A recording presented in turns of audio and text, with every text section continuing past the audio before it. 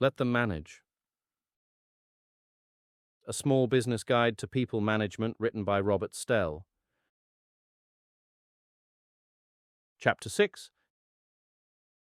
Dismissal, Redundancy, and Other Exits.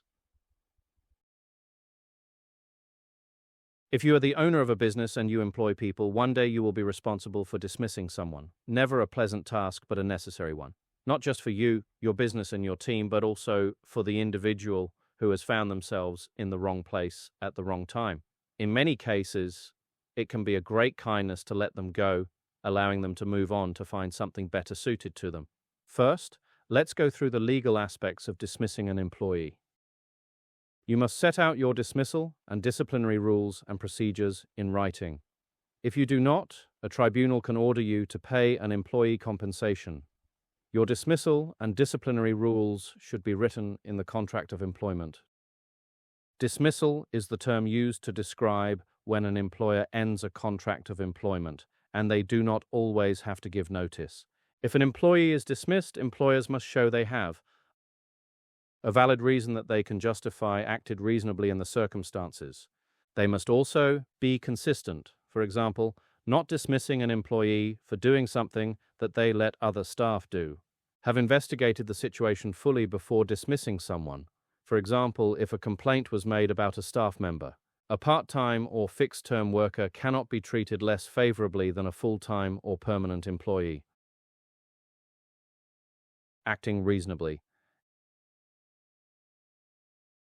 Even if you have a fair reason, the dismissal is only considered fair if you also act reasonably during the dismissal and disciplinary process.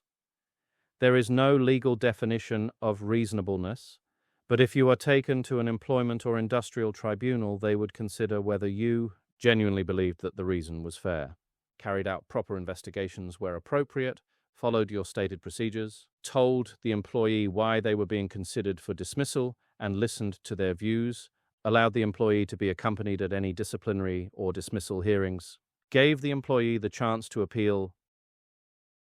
If you are alert to the performance of your team, will become quite obvious if any employee is not fitting in. It could be that their personality doesn't fit into the culture of your organization, or it could be that their technical competence is not what you need it to be. Either way, if your systems, procedures, and workplace culture are as you would want them to be, the one that doesn't fit should stand out pretty quickly. All employees starting a new job will make mistakes. It is a sign of a healthy culture that mistakes are allowed to be made without fear of any fingers being pointed. People learn quicker by making mistakes than if they were to learn from a handbook. Once the mistake has been identified, it should be pointed out to the individual swiftly so that they can learn and move on. This should be done verbally and in a helpful tone, not one where the employee feels that they are being reprimanded. The problems tend to occur when the employee makes the same mistake over and over again. In this instance, it becomes clear the employee either does not have the capacity to learn from their mistakes, which could be a technical deficiency, or they are not sufficiently interested in the role or the technical aspects to rise to the challenge. This might be despite your giving them all the sufficient resources. It may just become clear over time that the employee is in the wrong job. At this point, a written warning needs to be issued. A written warning via email is perfectly sufficient, and in my view, is the ideal medium. The written warning should be in the form of a reprimand because it is a follow-up from a previous verbal warning, but it should also be helpful. After all, the individual needs guidance on where they should improve, how they might do so, and when you will be following up. Here is an example of a first written warning. Dear Anthony, previously we have spoken about the need to improve the quality and accuracy of your work. Unfortunately, we have not seen adequate progress since our last conversation and wish to provide additional support to improve your performance henceforth. I have a tip for you which always helped me when I first started. Always wait at least 24 hours before sending your work for review. Do the work, put it to one side, and do something else. By the time you pick it up again, it will look like you are looking at someone else's work. When you finish something, it is hard to spot the errors. That's why you need to leave it a bit and then come back to it. You will improve, don't worry, just don't rush so much. The aim of the written warning is not to terrify this member of staff, They will be as embarrassed as you about the error that they have made. What they are looking for from you as the leader is some methodology for improvement. It's no good just to say to someone, "That's wrong, do it better." You have got to be able to suggest a way that they might get better. Now let's assume, unfortunately, that the first written warning has had no effect. It could be that the employee does not have the technical capacity to rise to this challenge, even though you have given them all the sufficient resources. It could be that the employee is not that interested in the role and doesn't want to spend time learning how to do this better. If it is the latter, the employee is likely to leave before you even issue the second written warning. The second written warning is where you now state that this has become a very serious matter, and they must think very hard as to whether they want this job or not, because there isn't going to be another chance for them to remedy matters. In my view, the space between the first written warning and the second written warning should be a decent period of time, perhaps at least a few weeks, because you need to give people time and space to try and resolve their faults. Here is an example of a final written warning. Dear Anthony, I am sure you will understand that a business such as ours cannot survive if employees make repeated errors. I know that you are capable of getting this right, but I do need you to start getting it right quite soon. We have spoken verbally and have also had a first written warning exactly 4 weeks ago. I'm afraid that this is the last time you will be warned about your performance. Any further errors, such as the one I attach in this email, will sadly lead to your dismissal. If you feel that you are not being instructed properly by either myself or your immediate supervisor, or you feel that you do not have the resources available to make further progress, do talk to me urgently. This is a serious matter, and we do need to make progress here and move on one way or the other. The tone of the second letter is considerably darker than the first. In my view, it is because by the time you get to the second written warning, you are in fact close to the end. You do need to give the employee the chance to remedy it, but in my experience, it is highly unlikely that anyone comes back from a second written warning. In fact, what normally happens is that once the employee has received the second written warning, they will take some time to reflect, and quite often they come to the conclusion that this isn't the job for them, and their resignation letter or email arrives several days later. I believe that this outcome is, in fact, the best way out for all concerned, because it does at least mean that the employee is taking matters into their own hands, rather than having their future decided for them. Of course, the only thing to do if you do get their letter of resignation is to offer them your best wishes and reassure them that you will help them as much as you possibly can to secure further employment. Where I can, I will always send on details of agency contacts that I have who could help them either in securing new employment or in determining what their next best career move is. But let's just imagine that the employee does not resign, stays put, and sadly does not improve their performance. Clearly the axe must fall, to use a rather dramatic phrase, but that phrase does at least sum up the speed and finality of the decision that you must make. It is not fair on your team to have an underperformer bringing everybody's tempo and morale down. Everybody has a different view as to how the final act should be played out. There are some that prefer the traditional, "Can you come into my office?" where you will be sitting accompanied by a member of HR to witness the event and to hold the axe. Everything is read out to the employee, and they are told to leave the building immediately and hand in all their passwords, keys, etc. Personally, I feel that method too cold and can become quite a shocking experience for the employee.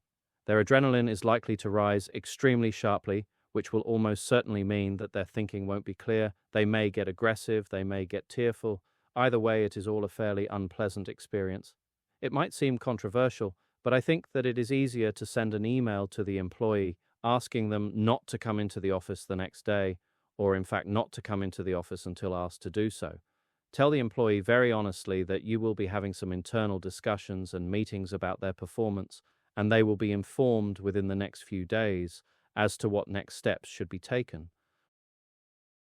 What this does is take the heat out of the moment. The employee will be angry and distressed, but at least they can internalize that when they receive the email instructing them to stay at home.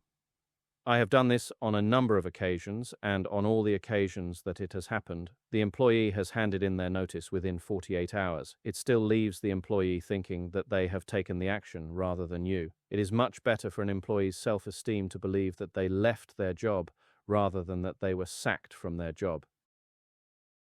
Clearly, if you do not get that resignation email, you must inform the employee within the 48-hour period that you promised that their employment is at an end. You can offer them a chance to talk to you about it face to face, and if they like, they can also bring someone else to that meeting. They are indeed owed that, but in my experience, this will never happen. If you do wish to meet them face to face, I do strongly suggest that that meeting takes place off-site in a neutral environment. You really don't want your team to witness the cast-out member of the tribe returning.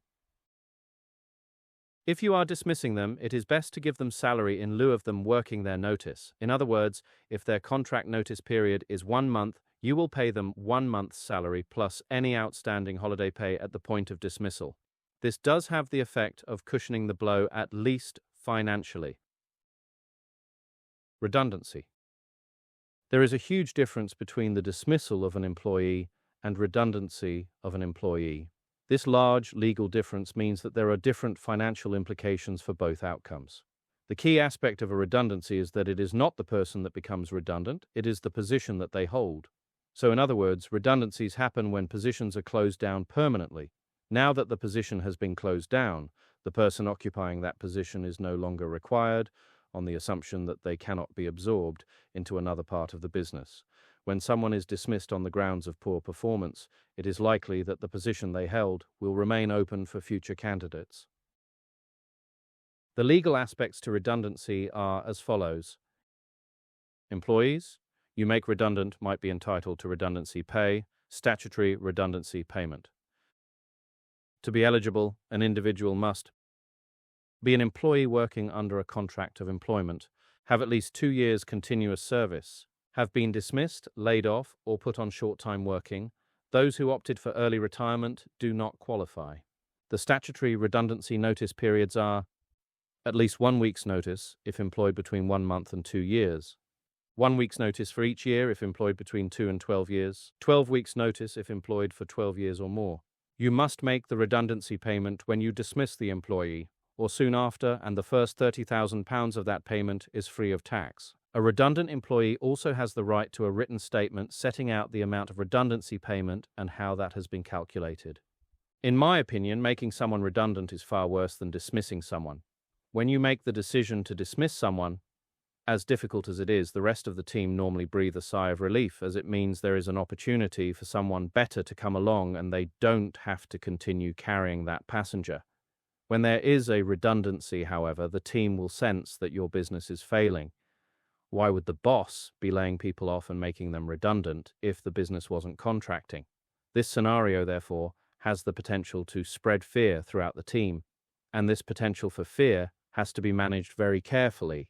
It could be that the redundancy is in fact because that particular process can now be automated and human hands, therefore, are no longer required.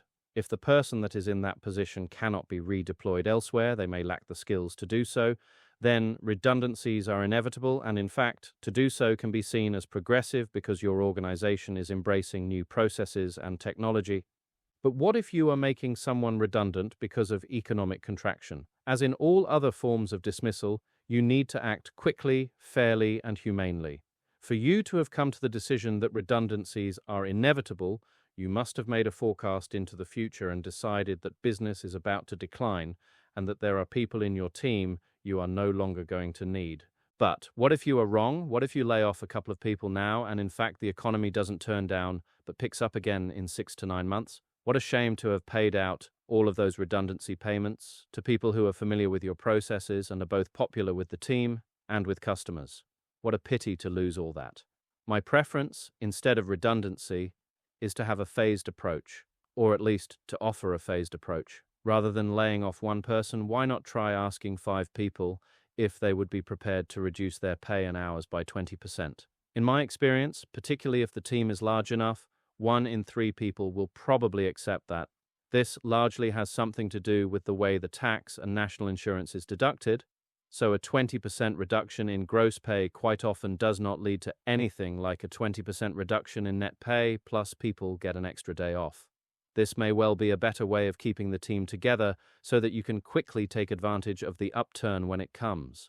Also consider an alternative to redundancy. This following example was a tactic employed by a major company in the US after the 2008 financial crisis. In return for no redundancies across the whole company, the company asked all employees to take 28 days unpaid leave. This did not have to be consecutive days, it could be taken at any time over the next 12 months, meaning that the pain could be spread. One thing that happened immediately was that the employees no longer feared losing their livelihoods. They also no longer feared imminent lack of income.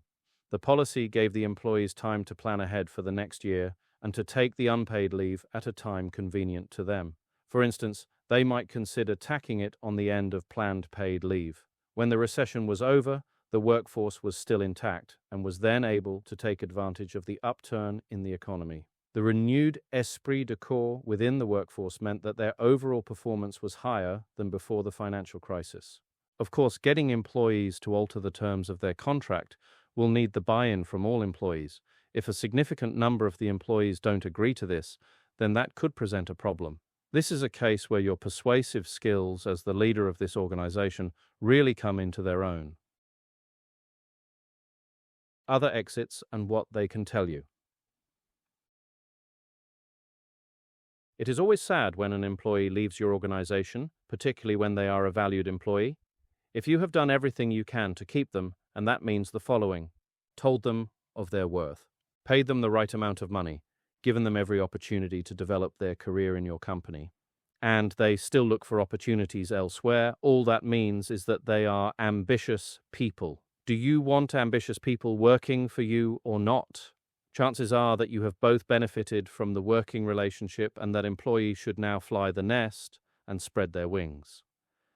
There is always value, however, in talking to that person about their experiences in your company, their opinion of how you run that company, and if there are any opportunities that you are not taking. It is worth asking the following 4 questions of them. What are the good things that your company does? What are the bad things that your company needs to stop? What are the things that your company does occasionally, which they should do more of? What are the things that your company doesn't do at all that they should do? The key question is, of course, when you should be doing this interview, if at all. If you have that interview any time before they actually leave your doors, they will give answers that they think you want to hear, in other words, potentially untruthful ones. In my view, the value of the exit interview is at the 3 months post-leaving stage. They will be in their new organization, they will be familiarizing themselves with their new company, and they will be in a good position to compare that organization with your organization. If you can, I suggest getting their views through someone else, e.g. another team member. Clearly, this is not always attainable, but they are more likely to give the truth to someone else than they are to you. What they have to say may well not be entirely to your liking, but you have to remember that there is huge value in the views of departing employees. It is, of course, a good idea to keep in touch with your old employees, and if you have staff get-togethers, don't forget to invite former employees to them. You never know. One day, they may come back.